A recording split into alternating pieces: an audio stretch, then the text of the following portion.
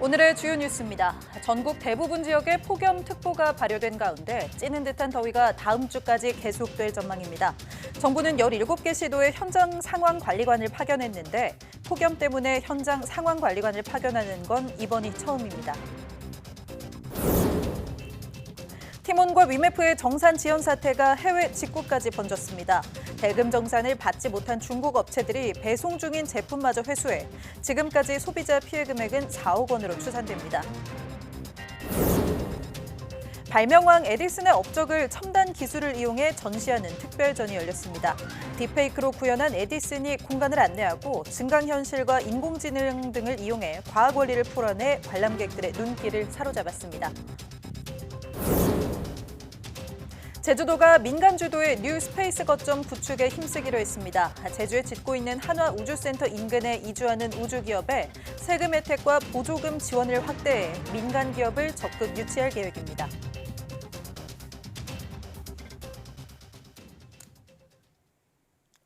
여러분 안녕하십니까? 사이언스 투데이 시작합니다.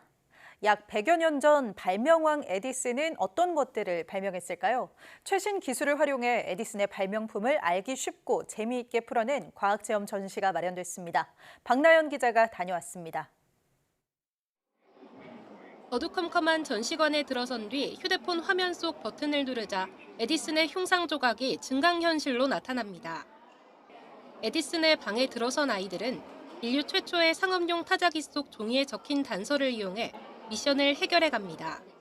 옛날에 에디슨이 어떤 업적을 남겼는지 궁금했는데 이렇게 전시회 와가지고 볼 수 있어서 너무 기분이 좋아요. 북적이는 관람객 사이로 수금기와 전구, 영사기, 촉전기 등 에디슨의 발명품 100여 점이 전시돼 있습니다. 자칫 어렵게 느껴질 수 있는 과학적 원리들이 증강현실, 인공지능 등 신기술을 통해 전달돼 호기심과 흥미를 끌어냈습니다. 평소에 방탈출도 좋아하고 전시회도 좋아해서 되게 신기하고 재밌는 경험하게 된 것 같아요. 과학관 최초로 설명 패널 없는 전시를 시도했는데 딥페이크 기술로 구현한 에디슨이 각 공간을 안내합니다. 발명의 비밀을 밝힌다는 스토리텔링과 방탈출 게임 형식을 적용해 아이뿐 아니라 성인들도 과학을 체험하며 즐길 수 있습니다. 최첨단 기술을 접목을 해서 전통과 첨단의 조화도 함께 느끼실 수 있습니다. 전시품을 단순히 관람하는 것에 그치지 않고 체험과 복합문화 공간으로의 확장을 기대하고 있습니다. 개관 첫날부터 2,000명 가까운 관람객이 모인 에디슨 하우스의 비밀 특별전. 국립중앙과학관은 기존 과학관의 전시와 체험이라는 전통적인 기능을 넘어 역할 다변화를 꾀한다는 방침입니다. 100년 전 에디슨의 발명품과 AI 등 최신 기술을 동시에 경험할 수 있는 이번 전시는 오는 10월 20일까지 만나볼 수 있습니다. YTN 사이언스 박나연입니다. 제주도는 새롭게 짓고 있는 한화우주센터를 중심으로 민간 우주산업을 함께 키울 기업 유치에 나섰습니다. 이전하는 기업에 대해서는 다양한 지원과 혜택을 제공할 계획입니다. 고재형 기자의 보도입니다. 제주 서귀포시에 자리 잡은 하원 테크노 캠퍼스. 한화가 이곳에 우주센터를 짓고 있습니다. 내년 말 완공되면 위성 개발과 조립, 시험 등이 진행됩니다. 하원 테크노 캠퍼스에서 민간 우주 산업을 함께 키워갈 기업을 유치하기 위한 설명회를 제주도와 한화가 열었습니다. 위성 제조와 통신 등 우주 산업 관련 40여 개 기업과 기관 관계자 80여 명이 참석했습니다. 오형훈 제주지사는 하원 테크노 캠퍼스가 기회발전 특구로 지정된 만큼 이전 기업을 위한 혜택을 부각했습니다. 우리가 기회발전 특구에 지정됐고 하는 과정들이 있기 때문에 가능했던 일이라고 생각합니다. 우선 1차적으로는 기회발전 특구 제도를 활용해서 제주도로 와주셨으면 좋겠다. 하원 테크노 캠퍼스에 사업장을 새로 지으면 법인세와 취득세, 개발 부담금 등을 줄여주고 지방 투자 촉진 보조금 지원도 확대하는 등 10여 개 혜택을 받을 수 있습니다. 한화 측도 제주우주센터 구축 이후 관련 기업과 힘을 모으면 제주를 우주산업의 중심지로 함께 만들 수 있다고 강조했습니다.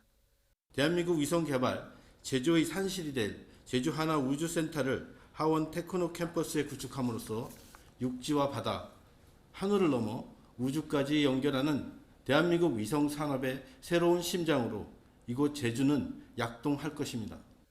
설명회에 참석한 기업 관계자들은 제주도 계획에 만족하면서도 과감하고 규모 있는 정부 투자가 필요하다고 말합니다. 우주센터를 할 수 있는 지역을 할당하는 거 이외에도 중앙정부의 지원도 또 우주항공청 같은 데서도 적극 어떤 투자의 규모를 키워서 제주도가 이달 국토부에 하원 테크노 캠퍼스 신규 산업단지 지정을 신청하면 내년 6월 지정 고시가 이루어질 예정입니다. 기업 유치가 성과로 이어져 제주가 민간 우주산업 거점으로 자리 잡을지 기대됩니다. YTN 고지영입니다. 정부가 연구생활장려금 예산을 보조받기 원하는 대학들을 대상으로 학생 인건비 관리기관 지정 신청을 받습니다. 과기정통부는 5일 이공계 대학원생의 안정적으로 연구생활장려금을 지원하기 위해 필요한 학생 인건비 제도 개선 방향을 발표하고 기관 단위 관리기관 지정 신청 접수를 공고했습니다. 내년도 정부 재정 지원을 받고자 하는 대학은 이번 공고에 따라 기관 단위 관리기관 지정을 신청해야 합니다. 정부 재정 지원 사업은 이공계 전일제 대학원생들을 대상으로 지원될 예정으로 자세한 사항은 현장 의견 수렴과 관계부처와의 협의 등을 거쳐 추후 결정될 계획입니다. 기관 단위 관리기관 지정 신청 시 필요한 사항들을 안내하는 권역별 설명회가 5일부터 개최되는데 국가연구개발사업 학생인건비 제도에 관심 있는 사람은 누구나 참여할 수 있습니다. 국내 연구진이 반려견 척추 수술 후에 마비 증상을 줄일 수 있는 유착 방지제를 세계 최초로 개발했습니다. 유니스트 바이오 메디컬 공학과 김정범 교수 연구진은 체내 고분자를 활용해 반려견의 척추 수술 성공률을 높여주는 치료용 의료기기 슈파인 젤을 개발했다고 밝혔습니다. 연구진은 기존 하지 마비를 겪는 중증 환자견의 수술 성공률이 50%에 그쳤다면 슈파인 젤을 사용한 환자견은 평균 2주 이내에 다리 운동 능력을 회복했고 2년이 지난 현재까지도 재발이 없었다고 설명했습니다. 연구진은 슈파인 젤이 신경조직의 흉터 생성을 막아주고 신경세포 재생을 도와줘 마비 증상을 개선시킨다고 덧붙였습니다. 대규모 사이버 장애나 해킹 사태 발생 시 정부와 지자체, 관련 기관이 신속히 대응하고 협업할 수 있는 협의체가 출범했습니다. 국가정보원은 과학기술정보통신부와 검찰, 경찰 등 정부 부처와 지방자치단체, 한국전력공사 등 46개 기관이 참여하는 사이버 119 출범식을 개최했습니다.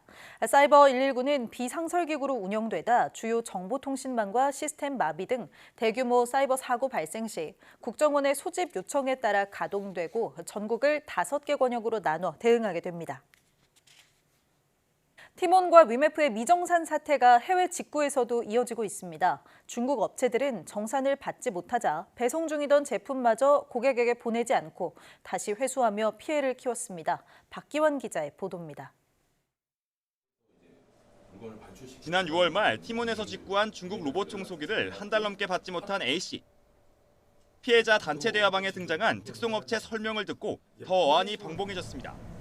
중국 업체들이 큐텐 계열사에서 대금을 받지 못해 물건을 보낼 수 없다며 고객 이름으로 통관이 끝난 제품들까지 다른 장소로 옮겼다는 것이었습니다. 이게 지금 대한민국에서 일어날 수 있는 일인지, 왜냐하면 개인 통관부를 이용해서 다 수입자가 정해져 있는 물품인데 이걸 특송업체가 함부로 이렇게 개인 물건을 택배사로 인계하지 않고. 구매 대행을 한 큐텐과 배송을 의뢰한 큐텐 익스프레스가 모두 중국 업체에 대금을 주지 않자 배송 중이던 제품을 사실상 회수한 셈입니다. 배송이 중단된 제품은 모두 1000여 개, 피해 금액만 4억 원에 이를 것으로 알려졌습니다. 더 황당한 건 피해자로도 인정받지 못한다는 점입니다. 티몬은 환불 요청에 정상 배송 중이라는 엉뚱한 답변을 반복했고 정부에선 서로 담당이 아니라며 민원을 이관하기 바빴습니다. 페이사에 신청을 했을 때도 마찬가지로 현재 상품은 배송 중이기 때문에 환불해서 보류된다. 대부분 다 이관시키기 급급하거든요. 지금 관세청으로 해도 경찰청으로 이관시키고, 경찰청으로 가면 다시 관세청으로 이관시키고. 이런 가운데 PG사가 티몬 위메프 판매 상품 가운데 여행 상품과 상품권에 대한 환불 조치를 사실상 보류하면서 피해자들의 분노를 샀습니다. 팀원과 IMF에서 결제했지만 여행 일정이 시작되지 않았고 상품권도 사용하지 않았을 때 환불 주체를 두고 논란이 있기 때문입니다. 정부와 금융당국은 일단 한국소비자원의 분쟁 조정 결과를 기다리고 있지만 피해자들은 폭염 속 거리 시위에 나서며 선제적 환불을 호소하고 있습니다. YTN 박견입니다. 중국 전자상거래 플랫폼 알리익스프레스와 테무의 지난달 결제 추정 금액과 이용자 수가 모두 1년 전보다 크게 늘었습니다. 앱 리테일 분석 서비스 YG앱 리테일 굿즈는 알리와 테무의 지난달 결제 추정 금액이 3,068억 원으로 1년 전보다 64%, 이용자 수는 1,600만 명으로 236% 급증했다고 밝혔습니다. 유통업계에서는 티몬과 위메프가 조달하던 중국산 상품이 알리와 테무로 이동하며 거래액과 이용자가 늘어난 것으로 추정하고 있습니다.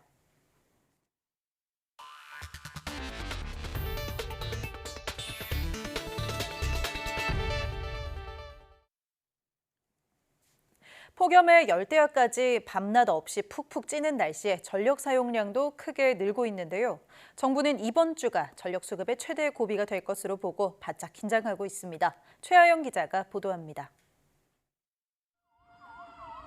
아파트 전체가 불이 꺼진 채 칠흑 같은 어둠에 갇혔습니다. 가마솥 더위가 기승을 부리던 지난 1일 저녁, 부산 남천동 일대에 전기 공급이 끊겼습니다. 신호등부터 가게 일부까지 다 정전이 됐거든요. 지금 되게 덥잖아요. 그래서 저희가 다 에어컨을 켜고 다 지금 멈춰져 있는 상태라. 지난달엔 경기도 김포에서 대규모 정전이 발생해 900여 세대가 열대야와 싸워야 했습니다. 밤낮 없이 푹푹 찌는 더위에 전국 곳곳에서 정전이 잇따르고 있습니다. 최근 3년 동안 공동주택에서 발생한 정전 사고는 모두 716건이었는데 이 가운데 절반 이상이 7월과 8월에 몰렸습니다. 대개는 갑자기 늘어난 전력 수요가 원인입니다. 기록적인 더위 속 5일부터 9일 오후 5시에서 6시 사이가 전력 수요의 최대 고비입니다. 산업계가 휴가를 마치고 본격적인 생산 활동에 들어가면서 전력 사용량이 눈에 띄게 늘 것으로 예상되기 때문입니다. 게다가 더위에 습기까지 한증막 같은 날씨가 이어지면서 냉방 수요도 최고조에 달할 것으로 전망됩니다. 앞서 정부는 올여름 최대 전력 수요가 역대 최고 기록과 맞먹을 것으로 내다봤습니다. 휴가철 분산 효과를 감안하더라도 92.3에서 97.2기가와트 사이에서 최대 수요가 발생할 수 있습니다. 이는 역대 여름철 최대치를 기록한 작년 하계 피크 93.6기가와트와 비슷하거나 높은 수준입니다. 이에 원전 21기를 동원해 전력 공급 능력을 최대 104.2기가와트까지 준비해놨지만 폭염과 태풍 같은 날씨가 큰 변수입니다. 정부와 전력당국은 만일을 대비해 비상 대응 체계와 전력 설비를 거듭 점검하는 등 긴장의 끈을 놓지 않고 있습니다. YTN 최하영입니다. 장마가 끝나며 밤낮으로 찜통더위가 기승입니다. 고온 다습한 환경에 온열 질환 환자가 속출하고 식중독 위험 역시 커지면서 건강관리에도 비상이 걸렸습니다. 이문석 기자가 기본 예방 수칙을 정리했습니다. 섭씨 30도를 크게 웃도는 기온과 높은 습도에 열사병, 열탈진 같은 온열 질환 환자가 급증하고 있습니다. 지난 1일까지 발생한 온열 질환자는 1,300여 명으로 이 가운데 6명이 목숨을 잃었습니다. 특히 둘 중 1명은 실외 작업장이나 논밭에서 일하다가 온열 질환에 걸린 거로 조사됐습니다. 질병당국은 온열 질환 예방을 위해 물, 그늘, 휴식 준수가 제일 중요하다고 강조했습니다. 갈증을 느끼지 않아도 물을 조금씩 자주 마시고 그늘이 없으면 양산이나 모자로 햇볕을 차단하며 가장 더운 정오부터 오후 5시까지 야외에서 작업이나 활동을 자제하는 게 좋습니다. 물을 자주 마시고 시원하게 지내고 더운 시간대에는 활동을 자제한다면 온열 질환 예방에 도움이 될 것입니다. 고온다습한 환경은 음식을 쉽게 상하게 해 식중독 역시 주의가 필요합니다. 최근 5년간 식중독 환자 10명 중 4명이 여름철에 발생했습니다. 특히 닭 등의 내장에 기생하는 살모넬라균으로 인한 식중독은 70%가량이 여름에 집중됐습니다. 이 균에 오염된 달걀을 만지고 음식을 조리하면 식중독에 걸릴 수 있어서 달걀을 만진 뒤엔 반드시 손을 씻어야 합니다. 또 세균이 빨리 번식하는 계절인 만큼 조리했거나 배달한 음식은 2시간 안에 섭취하고 남았다면 곧바로 냉장고에 보관했다가 다시 먹기 전에 충분히 재가열하는 게 중요합니다. 올해 여름에 평년보다 폭염 일수가 많을 거라는 기상예보에 따라 손 씻기, 익혀 먹기, 냉장 보관 등 식중독 예방 수칙을 잘 지켜주시길 당부드립니다. 폭염 속 건강을 위협하는 온열 질환과 식중독을 막는데 작은 예방 수칙 실천이 큰 도움이 된다고 전문가들은 입을 모았습니다. YTN 이문석입니다.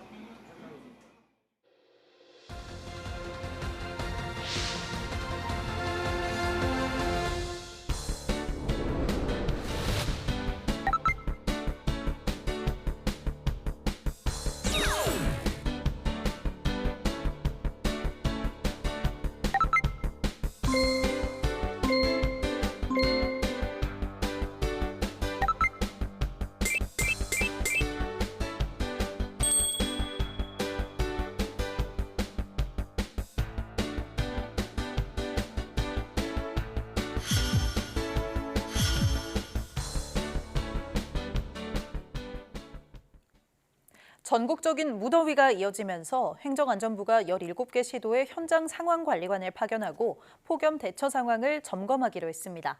행안부 실국장과 과장급으로 구성된 현장 상황관리관은 각 지자체 재난안전대책본부 가동 여부와 취약계층 보호 대책을 집중 점검하고 무더위 쉼터와 폭염 저감시설 운영 실태를 살펴볼 예정입니다.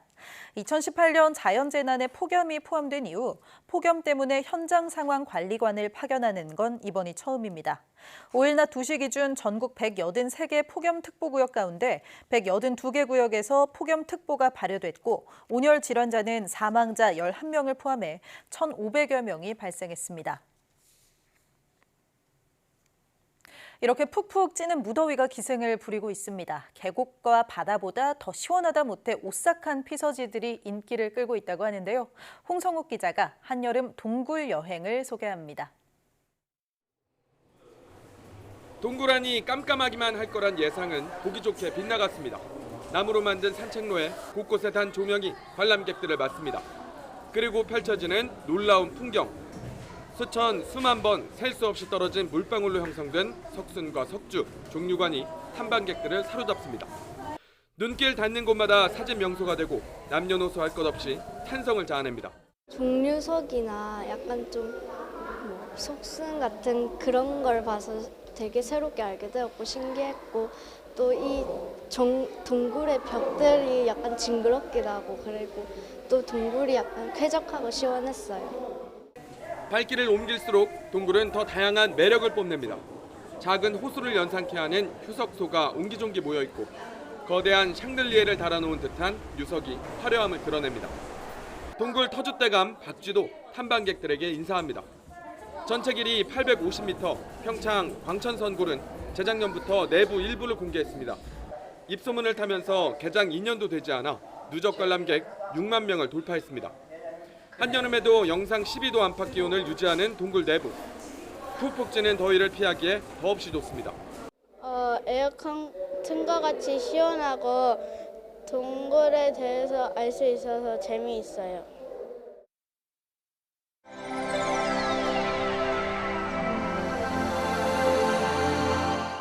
수억 년 자연의 신비와 조화를 간직한 지하 동굴.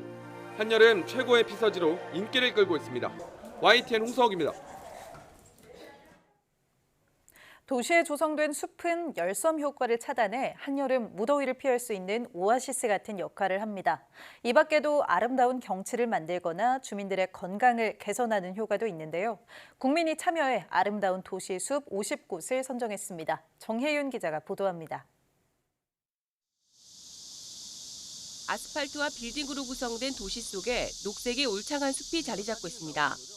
아름드리 사이로 산책로와 바람이 통하는 길이 조성된 도시숲. 뜨거운 한여름철 시민들의 오아시스가 됩니다. 국내 연구진이 도시숲의 온도를 측정해봤습니다. 여름철 한낮 평균 기온은 도시 중심보다 약 3도에서 7도 낮았습니다. 평균 습도는 9에서 23% 높아 열섬 효과를 완화하는 것으로 나타났습니다. 미세먼지는 평균 25.6%, 초미세먼지도 평균 40.9%를 저감하는 효과를 보였습니다. 도시 경관을 개선하고 또 그 도시 도시민들의 건강과 또 휴양을 증진하기 위한 목적으로 도시숲을 조성해 왔습니다.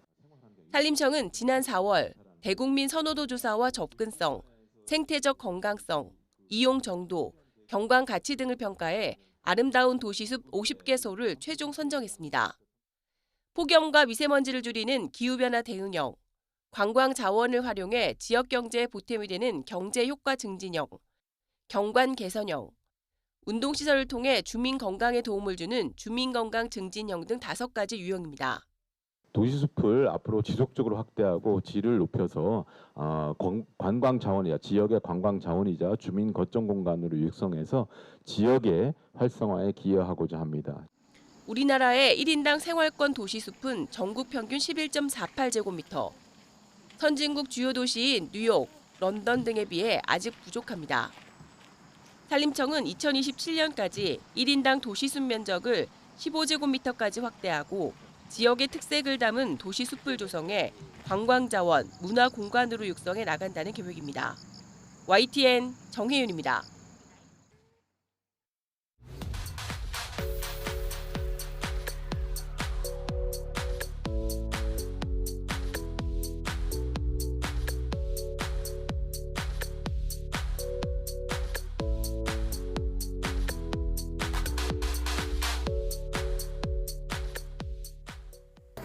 앞서 전해드린 것처럼 가정에서 홈캠으로 주로 사용하는 이 IP캠은 해킹에 취약한데요. 국가별, 지역별로 특정 IP 주소가 지정돼 있기 때문에 금방 주소 범위를 좁혀 찾아낼 수 있고 제조사별로 공장에서 출고될 때 설정돼 있는 초기 비밀번호도 단순하기 때문입니다. 이 초기 비밀번호를 특수교를 포함한 비밀번호로 새롭게 설정하는 것만으로도 해킹 위험을 크게 낮출 수 있으니 IP캠을 사용 중이라면 꼭 한번 점검해 보셔야겠습니다. 뉴스 마칩니다. 고맙습니다.